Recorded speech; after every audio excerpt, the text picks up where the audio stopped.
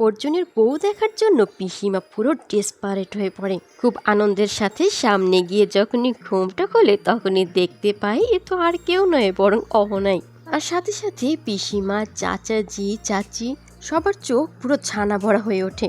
তাদের সব আনন্দ উল্লাস যেন মুহূর্তেই মাটি চাপা পড়ে যায়। কিন্তু পারো, মিতা, মিলি, চারু তারা তো ভীষণ খুশি, তারা আবার অহনাকে দেখতে পাবে ভাবতেই পারেনি। এবার অর্জুনকে নিয়ে তো তারা বেশ মজা করতে থাকে। দ্বিতীয়বার তো আবার অহনাকে বিয়ে করলো, কিন্তু তাদেরকে কেন জানালো না? অবশ্য পরে তারা জানতে পারে সবকিছুই দুর্গা দেবীর প্ল্যান ছিল। এদিকে চাচাজি দুর্গা দেবীর উপর ভীষণ রেগে যায়, তাদেরকে এইভাবে কেন বোকা বানানো হলো।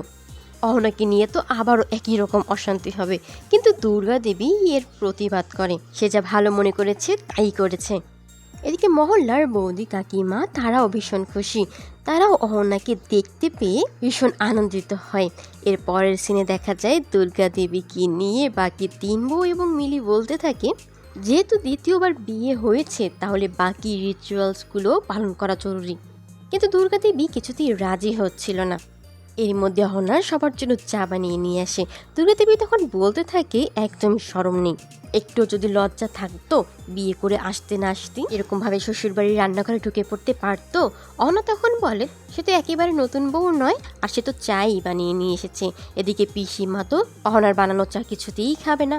অহনা তখন জানিয়ে দেয় ঠিক আছে, সে না খেলে তার জন্য আর বানাবে না। পিসিমা সুযোগে পারোকেও কথা শোনাতে থাকে। এক পর্যায়ে ধমক দিয়ে উঠলে পারো তখন বলে সে তো তার ছেলের সাথে থাকছে না, তাহলে তাকে মঞ্জুরি বউ বলে কেন ধমক দিচ্ছে?